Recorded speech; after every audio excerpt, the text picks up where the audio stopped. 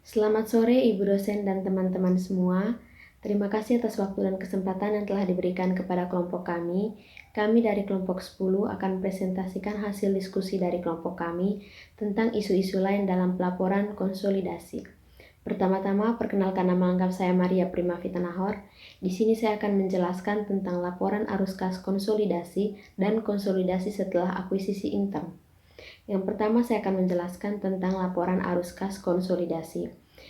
Dalam penyusunan laporan arus kas konsolidasi, pada umumnya harus disusun setelah laporan laba rugi, laporan laba ditahan, dan neraca konsolidasi.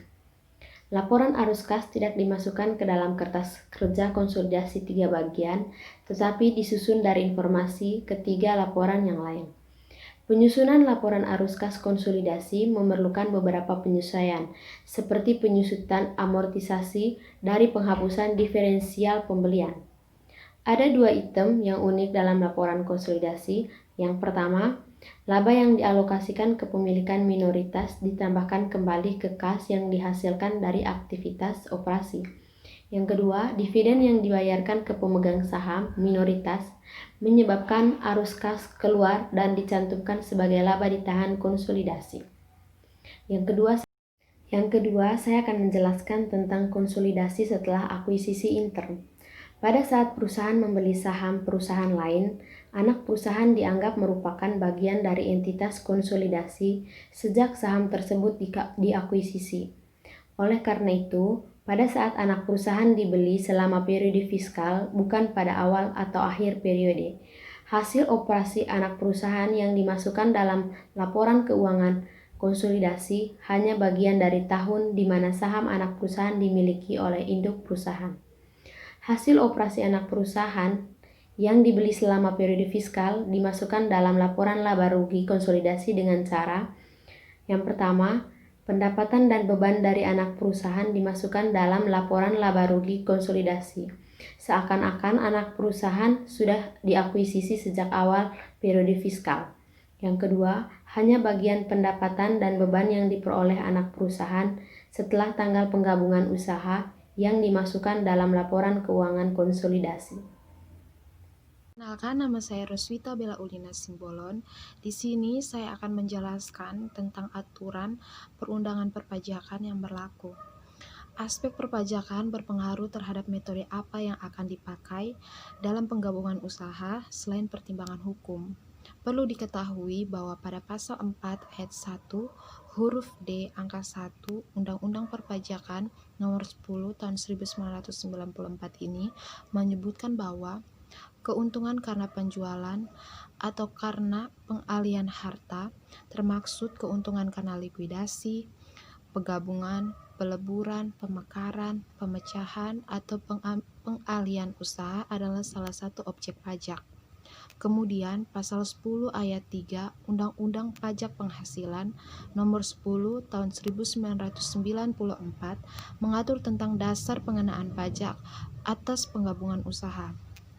Pasal ini mengatur bahwa nilai perolehan atau pengalihan harta yang dialihkan dalam rangka likuidasi, penggabungan, peleburan, pemekaran, pemecahan, atau pengalihan usaha adalah jumlah seharusnya dikeluarkan atau diterima berdasarkan harga pasar atau market price, kecuali ditetapkan lain oleh Menteri Keuangan. Ketentuan perpajakan tidak seperti prinsip akuntansi yang mengatur bahwa pemilihan metode penggabungan usaha yang akan dipakai didasarkan dengan memperhatikan makna ekonomisnya dan bukan melihat pada bagaimana transaksi itu menurut hukumnya.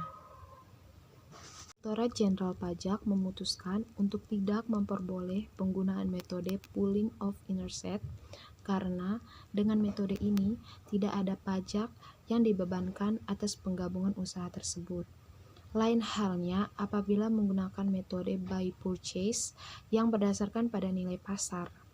Sesuai dengan ketentuan yang terdapat dalam Pasal 4 ayat 1 Undang-Undang Perpajakan nomor 10 tahun 1994 yang menyebutkan bahwa yang menjadi objek pajak adalah penghasilan, yaitu setiap tambahan kemampuan ekonomis yang diterima atau diperoleh wajib pajak baik yang berasal dari Indonesia maupun luar Indonesia, yang dapat dipakai untuk menambah kekayaan wajib pajak yang bersangkutan dengan nama dan dalam bentuk apapun.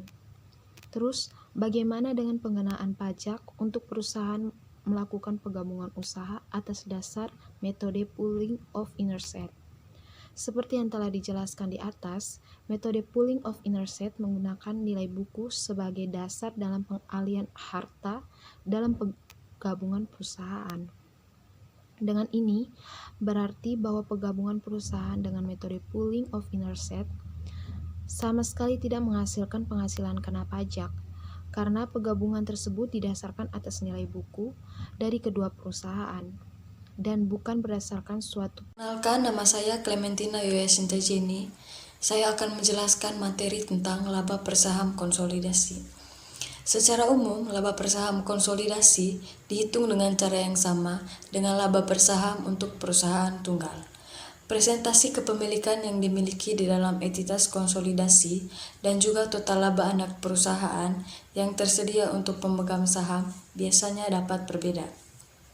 Dalam perhitungan laba persaham, persentase kepemilikan induk perusahaan seringkali berubah jika obligasi dapat dikonversi dan saham preferen yang dapat dikonversi dari anak perusahaan diberlakukan sebagai saham biasa dan opsi serta waran anak perusahaan diperlakukan seakan-akan telah dilaksanakan. Selain itu, laba anak perusahaan anak yang tersedia untuk memegang saham biasa dapat berubah jika obligasi dan saham preferen diperlakukan sebagai saham biasa untuk tujuan perhitungan laba persaham. Beban bunga atau dividen preferen jika telah mengurangi harus ditambahkan kembali dalam perhitungan laba anak perusahaan yang tersedia untuk memegang saham biasa jika efek atau surat berharga tersebut dianggap sebagai saham biasa. Berikut perhitungan laba persaham dilusin konsolidasi. Secara umum, surat berharga dari induk perusahaan yang dapat dikonversi atau ditukar menjadi saham biasa induk perusahaan harus dimasukkan sebagai saham yang beredar jika bersifat dilusi. Terdapat dua penyesuaian dalam pembilang terkait dengan jumlah laba antar perusahaan yang dimasukkan ke dalam perhitungan LPS dilusian konsolidasi. Yang pertama, bagian induk perusahaan atas laba anak perusahaan yang tersedia untuk memegang saham biasa dikurangi sehingga dapat disubstitusi dengan angka laba yang disesuaikan. LPS dilusian konsolidasi dihitung dengan mengalihkan jumlah lembar saham anak perusahaan yang dimiliki untuk perusahaan dan afiliasi lain dengan LPS dilusian yang dihitung untuk anak perusahaan. Sedangkan yang kedua, obligasi atau saham preferen anak perusahaan yang dapat dikonversi menjadi saham biasa induk perusahaan diperlakukan dengan cara yang sedikit berbeda. Bagian induk perusahaan atas peningkatan surat berharga yang telah dikonversi dimasukkan ke dalam perhitungan LPS dilusian konsolidasi melalui komponen LPS anak perusahaan. Berikutnya contoh perusahaan yang melakukan konsolidasi. Di sini kami memilih satu perusahaan yaitu Bank Mandiri. Seperti yang ada di dalam makalah, Bank Mandiri telah memberikan laporan keuangan bersama entitas anak perusahaan. Jadi sekian presentasi dari kelompok kami memberikan kesempatan kepada teman-teman. Mungkin ada yang memberi pertanyaan, memberikan sanggahan atau masukan, kami persilakan. Terima kasih.